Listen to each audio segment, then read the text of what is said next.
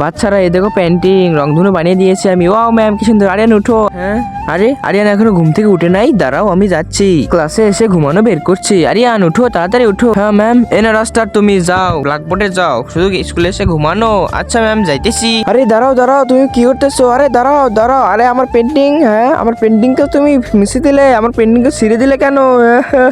আমার পেন্টিং এনে দাও কেউ। আরে ম্যাম দাঁড়ান দাঁড়ান, আমি পেন্টিং করে দিচ্ছি। আরে দাঁড়ান, এই দেখেন ম্যাম আমি পেন্টিং করে দিয়েছি। আরে না এটা হবে না, আমাকে ভালো করে পেন্টিং করে দাও তাড়াতাড়ি। দাঁড়াও আইডিয়া, আমি কিছু করতেছি।